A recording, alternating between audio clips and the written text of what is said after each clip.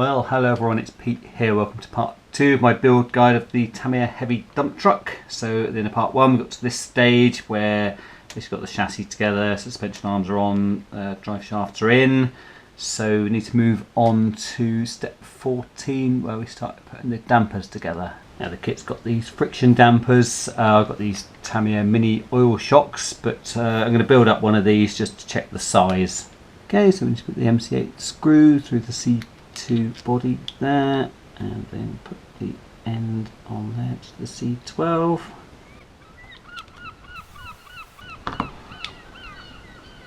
I need to cut a 12mm length of the rubber tube and put a bit of grease on that, and that goes into the body of the shock there, and then the cap goes on there. Here's the 10mm screw there.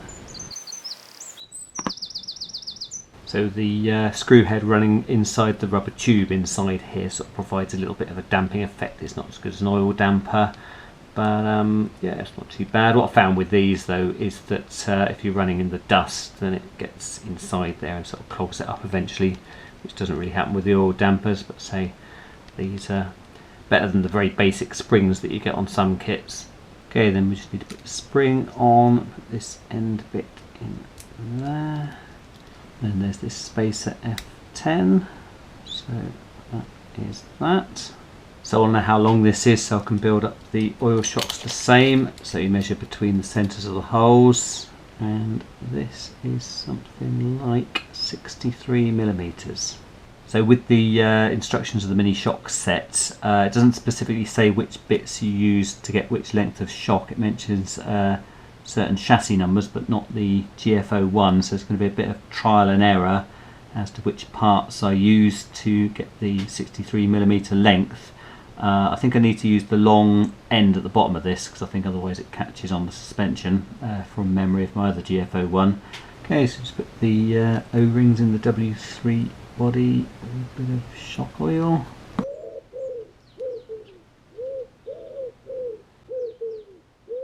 Let's put W1 end on there. Do it up totally tight, yeah. Okay, so we need an E-clip on the piston rod. Okay, then we need to choose one of these. You get 1 hole, 2 holes or 3 holes. Let's try 2. Okay, I need to decide which bits I'm going to use to get the desired length of shock. I've done a bit of measuring, and I reckon if I use the V3 spacer and the V2 longer end, it'll be about right. So let's have a look. So I'm going to put some oil in this first.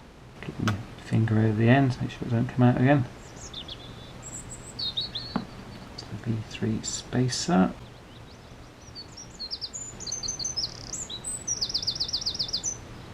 Bubbles out. Okay, so in the instructions you put the end on now because I've already got oil in there. I'm just going to put the top on and the seal. Okay, let's put the seal on there.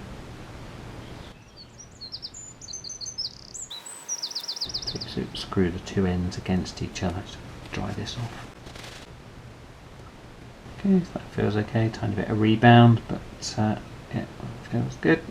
Okay, so put the end on. Okay, so I've got the spring from the kit. Now, I don't think this is going to need any spacers. Put the end in there. So, I think that feels pretty good. Just checking the size, and this is right. Yeah, so what I was saying earlier is with the kit springs, the bottom of the spring there just catches on the suspension arm slightly annoyingly. I mean, it does just about work, but with the oil dampers there, because I've got the long arms at the bottom, they are nicely clear of the suspension. Okay, so if you're using the kit springs, you need to put them on with the step screws. Again, I'd use a washer if you've got some, just between the screw and the chassis. So with the oil dampers you get these ball connectors which you use in place of the step screws, and it just means that the shocks rattle around much less.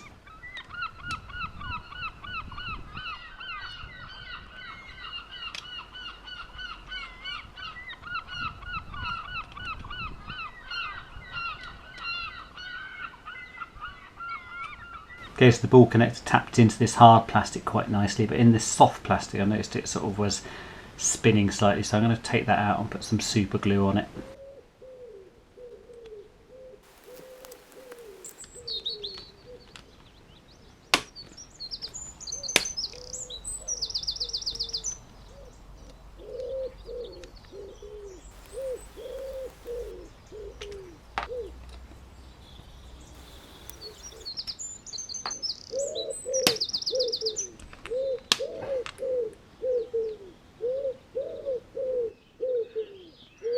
Now step 17, we need to fire up the electronics. So I've got the battery attached to the ESC, and I've got the ESC attached to the receiver channel 2, and I've got channel 1 of the receiver attached to the servo there, and we need to make sure the servo's in its central or neutral position. So on my transmitter I've got the steering trim adjustment on its central position, and it's got a steering dual rate, which is how much it steers each way. I've got that on maximum for now. Okay, just power it up, excuse the noise of the fan. The steering servo is working fine there. So if I just leave it in the neutral position and switch off, that should be fine to attach the servo horn. So you need to decide whether it's B11 or B12 for your servo. It's B12 for this one. And also you need to work out which is the best screw. So it's a Metal Gear servo, so it's this machine screw here, M3. There's a useful little bit down here about selecting the screw for the servo. It's always going to be a machine thread if you've got Metal Gears, and it may be that there's one that comes with the servo that'll be better than the one that's in the kit. Now, generally with the servo horn you're putting it on straight, but on this one it's this sort of jaunty angle, so I'll try and replicate that as best as I can. Okay, so the B12 goes into the B6, then the D5 goes into that, so then we need to replicate this sort of angle on there. So then there's just this little washer. I'm going to put a bit of thread lock on this screw just to stop it shaking loose.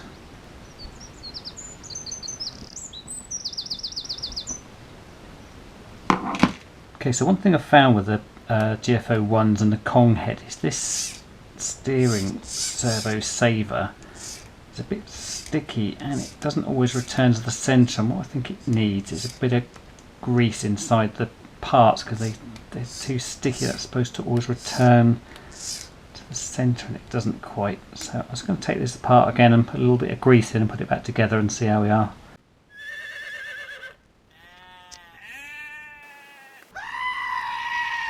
Now I lost that non-slip washer while I was doing that, but just put an ordinary washer on, and the fact that I've got thread lock on the threads should mean it doesn't come undone. I think one thing is not to do this up too tight, but anyway, the servo saver seems to be working and returning to the centre now, so yeah, that's good.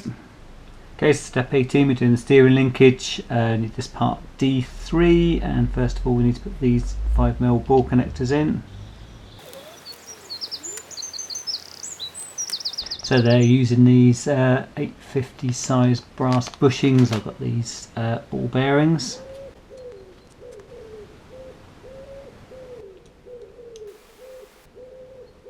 Need to attach this 5mm ball connector to the servo horn.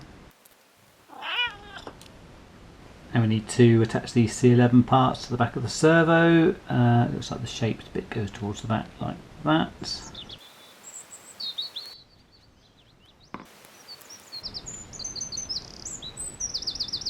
So step 19, we need to make the tie rods, so we need to put these ends on this threaded bar.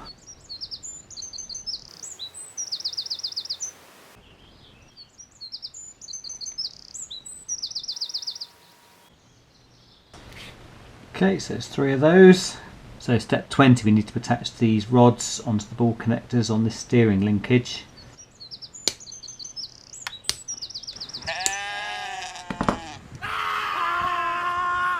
So we need to fit this into the chassis and get it the right way up, which I think is that way up.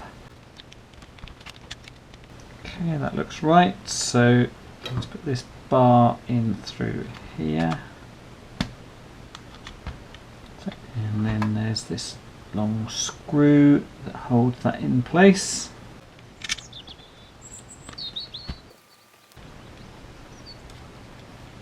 So then we need to attach these to the steering.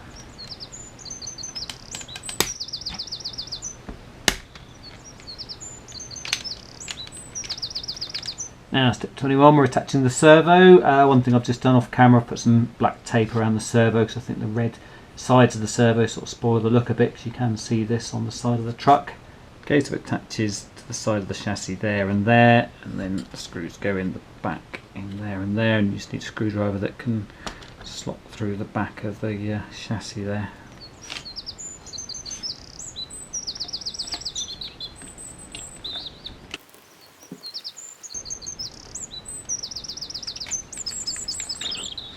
Okay, so that's the servo attached, just need to attach this linkage.